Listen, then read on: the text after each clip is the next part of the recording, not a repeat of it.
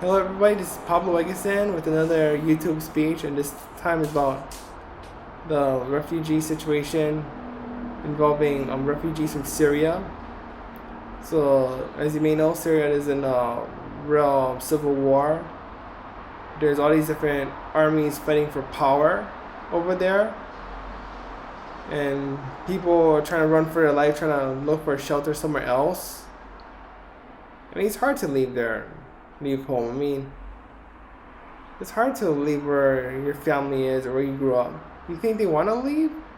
They only want to leave because they only get been shot at for being the wrong religion, or being shot at because they're from the wrong town, or having the wrong political ideology, or because their distant relative is in some army or whatever. So they're trying to find another place where they can just, get away from all that. That's what people do. They want to try to go for safety, but because all these there's a lot of these uneducated morons in like Europe and North America, and even here in Hawaii, only know about Middle Eastern people based on what news clips of terrorism, and they think that every single person from the Middle East is terrorist.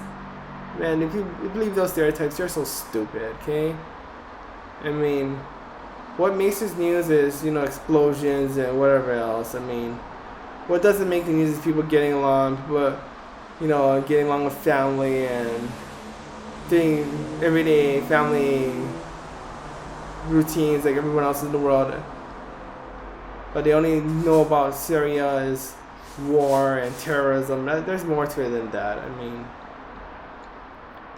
so the Syrian refugees are, most of them going to Europe, some of them trying to come to the U.S., and for them to even come to the U.S., they gotta go through the screening process. They get interviewed and all that stuff before they even come in, but even with that, some of these racist people in the U.S. don't want them here because, blah blah blah, all because of what a few minute clips from CNN about some incident. People with racist stereotypes, and it's not just the continent U.S. What bothers me even more is here in Hawaii, we pride ourselves in diversity. We are so diverse. We have a superiority complex because we're so diverse. But when the reporters asked our governor David Ige if he was willing to allow Syrian refugees to settle in Hawaii, in other words, making Hawaii even more diverse than it already is, a whole bunch of people gone ballistic, okay? All over social media, all these people in Hawaii say, a lot of these people in Hawaii like, we don't want these people here, and it's not just white people. People think, okay, racism is just a white thing. I mean, a lot of these racist comments not just coming from white people, it's coming from Filipinos, Hawaiians, Samoans, Portuguese, Japanese, even a few Latinos and a few African Americans. In other words, people who've been stigmatized throughout recent history, whether it's now or their parents' or grandparents' generation. So the same people have been stigmatized like now or a generation ago now want to stigmatize another group. I mean, there's all these stereotypes like all these like Latinos or Polynesians or Filipinos or African Americans are dangerous and blah blah blah. And now the same people has been stigmatized that way and now want to stigmatize people from Syria for being dangerous. Learn your history, fools. Learn your history. If you come from a family or a group that's been stigmatized, you want to end that cycle. Instead of stigmatizing the next group and being the next victimizers, how about being the people that welcome the new immigrant group, the new refugee group? I don't get these racist people whose family's been victimized by racism. I mean, why would you want to be a victimizer when you've been victimized yourself? That's ridiculous. That's why it's very annoying. I mean, all these People say, oh, they want to impeach David Ige. They want to sign petitions to impeach Ige just because he's saying he's willing to let a few in. I'm tired of these racist people, okay? I don't tolerate this racist crap, okay? So you know what? I think Governor David Ige needs the right answer to reporters. I think he needs to stand his ground because, David Ige is not a big look at me kind of guy. He's not like a guy who wants to be on the TVs all the time. He's kind of more of a behind the scenes guy. But I think he needs to stand up. Stand your ground and say, yeah, I want them to come here. Yeah, I'm welcoming them. Got a problem with that? You know what? I'll let more of them come in. I'm going to practice what I preach about diversity and let more of them in. And if you don't like it, I dare you try to fire me. What, you're going to vote me out? Yeah, vote me out. You know what I'm going to do? I'm going to do the biggest, baddest Dre Day dance of all of history of mankind.